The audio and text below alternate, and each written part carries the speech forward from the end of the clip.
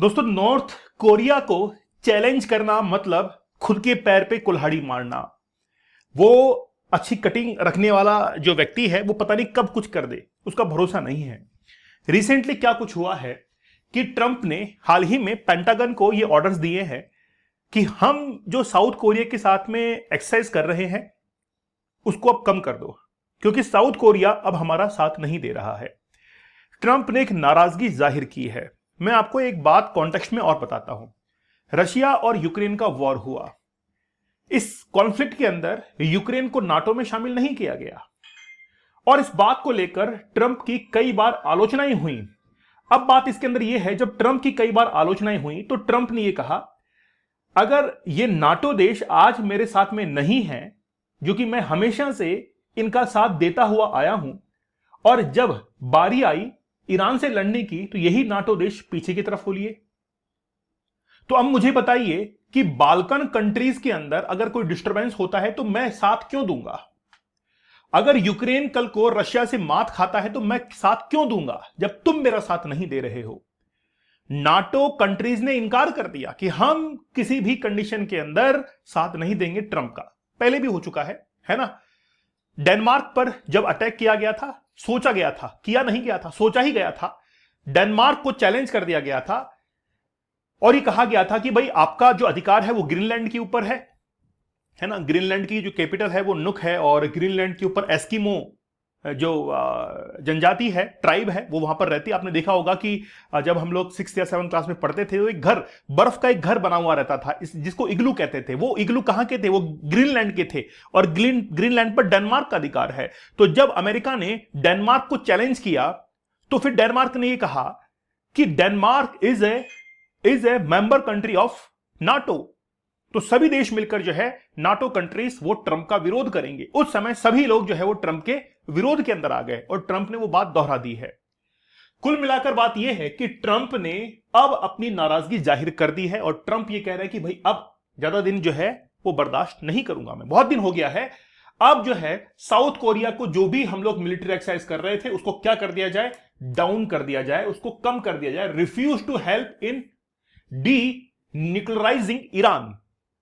विस्तार से बात करते हैं कि क्या कुछ हुआ है। दोस्तों, हमारा 50 डेज का हार्ड चैलेंज, मेरा यह मानना है अब तक मैंने जितने भी चैलेंज लिए हैं सबसे जबरदस्त तो रहा है 75 डेज का हार्ड चैलेंज। और उसके बाद में 100 डेज और 50 डेज ये भी बड़े जबरदस्त रहे हैं, काफी डिमांडिंग ये कोर्सेज रहे हैं। उन लोगों के लिए काफी फायदेमंद साबित हुए हैं जो कि अपने जीवन के अंदर चुनौतियों को स्वीकार करते हैं। कहते हैं कि जब इंसान के जीवन के अंदर चुनौतियां आती हैं तो उसका अपमान होता है और अपमान के अंदर ही सम्मान का मूल्य पता लगता है कि सम्मान क्या होता है। चुनौतियां जब आपके जीवन में आएंगी तो ये चैलेंज जो है 75 डेज का या फिर 100 डेज का या 50 डेज का, वो आपके बहुत काम में आने वाला है। आप इसको अवेल जरूर कर लीजिएगा, ठीक है? दीपक इंदौरा ऑफिशियल टेलीग्राम चैनल पर आप लोग जरूर ज्वाइन कर लीजिएगा। देखिए क्या कुछ हुआ है, मैं आपको मोटा मोटी बताता हूं, है ना? आप मैप में समझने की कोशिश कीजिएगा, मैं आपको मैप बताता हूं। देखिए ये जो तस्वीर आप देख रहे हैं, इस व्यक्ति की जो कटिंग है, मतलब इस चेहरे की बनावट तो देखो, ऐसे लग रहा है जैसे मटके के दोनों तरफ कान लगा दिए हैं, मटके के ऊपर बाल लगाकर उसकी कटिंग कर दी गई है। जैसे गार्डन के अंदर पेड़ नहीं काटते वैसा काट दिया गया है। लेकिन ये आदमी बड़ा अच्छा है, इसका मैं फैन हूं। भाई साहब, इसने क्या किया? अमेरिका को और साउथ कोरिया को चुनौती दे डाली। मुझसे लड़ने की जरूरत नहीं है। ये वैसे ही है जैसे राजपाल यादव, है ना, ग्रेट खली को बोले मेरे से लड़ने की जरूरत नहीं है, मैं फिनिश कर दूंगा। तो राजपाल यादव, है ना, पूरे विश्व का राजपाल यादव है ये, और सामने कौन खड़ा है? द ग्रेट खली। कह रहा है कि मेरे से मत लड़ना। किम जोंग उन वाकई में बड़ा इंटरेस्टिंग पर्सन है। ये कहता है कि मैं तब अपने हथियारों की टेस्टिंग करूंगा जब कोई मेरा पड़ोसी देश वेपन्स की टेस्टिंग करेगा। और रिसेंटली नॉर्थ कोरिया ने बैलिस्टिक मिसाइल की टेस्टिंग की अपने ईस्टर्न कोस्ट से, और जैसे ही वो टेस्टिंग कर रहा था उसके बाद में कहा कि मेरे से पहले साउथ कोरिया ने टेस्टिंग की थी, इसलिए मुझे जरूरत थी इसको करने की, नहीं तो मैं पिछड़ जाता। अब बारी आती है साउथ कोरिया की। देखिए नॉर्थ कोरिया जो है वो किसका सहयोगी है? रशिया का। साउथ कोरिया अमेरिका का है।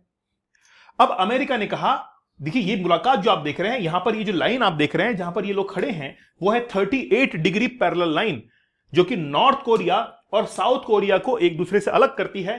साउथ कोरिया से जब डोनाल्ड ट्रंप जा रहे थे नॉर्थ कोरिया के अंदर, तो इस लाइन को क्रॉस करके वो नॉर्थ कोरिया के अंदर चले गए। जब डोनाल्ड ट्रंप का पहला कार्यकाल था, फर्स्ट टेन्योर था, उस समय 3 बार वो नॉर्थ कोरिया गए थे, उसके बाद नहीं गए। 3 बार जो है वो नॉर्थ कोरिया गए हैं। अब बारी किसकी आती है? साउथ कोरिया की। ठीक है, देखिए नॉर्थ कोरिया और साउथ कोरिया जिस लाइन से एक दूसरे से अलग होते हैं वो है 38 डिग्री पैरेलल लाइन। ये तो है North Korea, south Korea. South Korea की कैपिटल है सियोल और नॉर्थ कोरिया की है पैंगयोंग, ये इसकी कैपिटल है। अब दोनों में दुश्मनी क्यों हो गई है? पहले तो इनके पूर्वज जो थे वो एक समान ही थे, एक ही जो है एक ही संतान है दोनों, लेकिन भाई बस बात यह है कि भाई भाई में यहां पर कॉन्फ्लिक्ट हुआ है।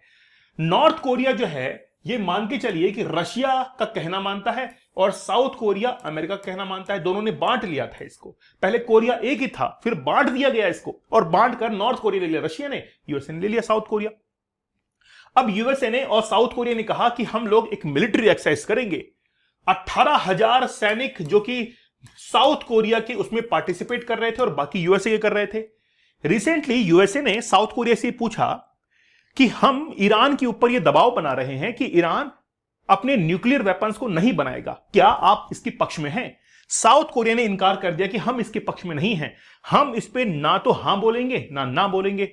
जब साउथ कोरिया ने स्टेटमेंट दिया तो ट्रंप ने कहा कि भाई ये कौन सा रवैया है, हम तुम्हारे साथ में मिलिट्री एक्सरसाइज कर रहे हैं एक दोस्त समझकर, तो तुम्हें भी हमारे पक्ष में आना चाहिए और ईरान के लिए कहना चाहिए कि हां ईरान को डी क्या कर देना चाहिए, मतलब जो न्यूक्लियर वेपन्स हैं डी न्यूक्लियराइज कर देना चाहिए, है ना, वो वर्ड जो है जबान पे नहीं आ रहा था, तो डी न्यूक्लियराइज कर देना चाहिए। साउथ कोरिया ने कहा हम इसके पक्ष में नहीं है। ट्रंप कहता है कोई बात नहीं, तुम मेरे पक्ष में नहीं हो तो मैं भी जो है पूरे विश्व के पक्ष में नहीं हूं, मैं पूरे विश्व के पक्ष में नहीं हूं। एक फिलॉसफिकल बात मुझे याद आ गई। आप जब किसी सफलता को लेने के लिए निकलते हैं, मतलब ट्रंप की ऊपर फिट होती है, आप जब किसी सफलता को लेने के लिए निकलते हैं तो आपका जो आउटपुट है, जो आउटकम है, जो रिजल्ट है, वो पूरा समाज देखता है। लेकिन जो प्रोसेस है, जिस प्रोसेस से, जिन स्ट्रगल से आप गुजर रहे हैं, वो यूनिवर्स देखता है और यूनिवर्स जो है फिर उसके बीच में न्याय कर देता है, जस्टिफाई कर देता है। फिर सोसाइटी को या दूसरे देशों को बताने की आवश्यकता नहीं है। ट्रंप क्या करते हैं? आउटपुट की तरफ जाते हैं, ना कि प्रोसेस की तरफ। इंडिया जो है वो प्रोसेस की तरफ जाता है, ना कि आउटपुट, आउटकम ऑलरेडी मिलता है उसको। तो यहां पर देखिए यूएसए ने कहा कोई बात नहीं, तुम हमारा साथ नहीं दे रहे, हम भी तुम्हारे साथ में नहीं है, तो कल को यूक्रेन के ऊपर अटैक हो तो हमको यह मत कहना कि हम जो है बचाने के लिए आएंगे, हम नहीं आएंगे। क्यों? तुम हमारे पक्ष में नहीं हो। नाटो कंट्रीज जो कि होनी चाहिए थी ट्रंप के पक्ष में, लेकिन वो नाटो कंट्रीज भी पीछे हट गई।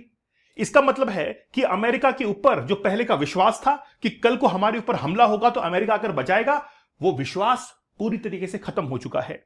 रिसेंटली नाटो की समिट जब इजिप्ट के अंदर होती है, माफ कीजिएगा टर्की के अंदर होती है, अंकारा में, तो जब टर्की के अंकारा में होती है तो उस समय डोनाल्ड ट्रंप वापस अपने घर लौट रहे थे, है ना, लौट के बुद्धू घर को आए, तो आते वक्त किस में आए? कैटरिंग के ट्रक के अंदर आए, वो प्लेन में नहीं, एयरफोर्स 1 में नहीं, जिसमें खाना जाता है उस कैटरिंग वाले ट्रक में छिपकर ट्रंप जो है वो पहुंचे। 2 बार फिर फ्लाइट चेंज की, तब जाकर अमेरिका पहुंचे। इतना खौफ, इतना डर ईरान का, क्या बात है। ईरान ऐसा लग रहा है कि एक ऐसा दिया है जो बुझने से पहले फड़फड़ा रहा है। हो सकता है कि उसके जद के अंदर कोई आ जाए और वो भी जल पड़े, हो सकता है, मे बी पॉसिबल। ट्रंप ने साफ तौर पर क्लियर कर दिया है कि अब जो है हम किसी का साथ नहीं देंगे, ठीक है। और साउथ कोरिया के साथ में जो ये एक्सरसाइज होने जा रही थी, मिलिट्री एक्सरसाइज होने के लिए जा रही थी, उसको भी कह दिया कि we will be stopping the war games. कौन कह रहा है? North Korea. देखिए क्या कह रहा है, we will be stopping the war games, हम जो है खत्म कर देंगे, which will save us a tremendous amount of money. मतलब इतना पैसा खर्च हो रहा है, सब कुछ खर्च हो रहा है, और किम जोंग उन कह रहे हैं कहां पर? सिंगापुर में जाकर कह रहे हैं। तो मिस्टर ट्रंप टोल्ड रिपोर्टर्स, ये भी कहा। तो कुल मिलाकर बात यह है कि इनकी मिली जुली जो बातें हैं वो यहां पर है। तो ट्रंप ने साफ तौर पर जाहिर कर दिया है कि हम अब जो है किसी भी देश का साथ नहीं देंगे जब तक कि वो हमारे पक्ष में नहीं आता है। देखिए कुल मिलाकर बात यह है कि अमेरिका की हकीकत सबके सामने आ चुकी है। मैं आपको एक कॉन्टेक्स्ट और समझाता हूं। रशिया और यूक्रेन का वॉर इतना लंबा क्यों खिंचा? रीजन क्या था? बीजिंग ओलंपिक जैसे खत्म हुए उसके बाद में फरवरी 2022 में यह युद्ध शुरू हो गया। रशिया चाहता तो with in 1 to 2 month Ukraine को साफ कर देता और उसको अपने कंट्रोल में ले लेता। लेकिन वो तो यूरोपियन कंट्रीज और अमेरिका ने उसका साथ दिया, वेपन सप्लाई की, नहीं तो रशिया उसको कब तक हटा देता। रशिया अभी भी हटा सकता है लेकिन जानबूझकर वो नहीं हटा रहा है। क्यों? वो ये चाहता है कि अमेरिका पागलपंथी के अंदर उसकी असली शख्सियत जो है वो दूसरों के सामने आए, दूसरे कंट्रीज के सामने आए। आज देखिए अमेरिका के प्रति जो सेंटिमेंट्स थे वो बहुत सारे देशों के खराब हो चुके हैं। अगर आज रशिया कल को दोस्ती का प्रस्ताव रखता है तो वो रशिया के पक्ष में चले जाएंगे, ना कि अमेरिका के पक्ष में। अमेरिका आज केवल वेपन्स के दम पर इतना एग्रेसिव हो रहा है। कल को अगर ये सेंटिमेंट्स रशिया की तरफ चले गए, गया अमेरिका। तो रशिया ने इसीलिए यूक्रेन को पूरी तरीके से कंट्रोल किया हुआ है कि यार अमेरिका का जो असली चेहरा है वो सबको बताता है कि देखो अमेरिका किसी के साथ नहीं है, ये टैरिफ लगाएगा, है ना, ये सब कुछ करेगा, लेकिन अमेरिका किसी भी देश के साथ में नहीं है। तो उसके बाद में क्या हुआ, अमेरिका ने डेनमार्क के ऊपर अटैक किया, कनाडा को कहा कि कनाडा जो है 51 स्टेट है, 51 स्टेट ऑफ अमेरिका, ये सब बातें कही गई और असल चेहरा सामने आया। वेनेजुएला के ऊपर अटैक किया गया, उसको कैप्चर कर लिया। ईरान के ऊपर अटैक किए जा रहे हैं और हो सकता है कि थर्ड वर्ल्ड वॉर जो है वो चल रहा हो, उसी दौर में आप जी रहे हो, है ना। दोस्तों 50 डेज का हार्ड चैलेंज, 75 डेज, 100 डेज बड़ा जबरदस्त है। आप लोग जरूर ज्वाइन कीजिएगा। दीपक इंदौरा ऑफिशियल टेलीग्राम चैनल पर जरूर ज्वाइन कर लीजिएगा। तो मिलते हैं आप लोगों से नेक्स्ट सेशन के अंदर, तब तक धन्यवाद, थैंक यू, जय हिंद।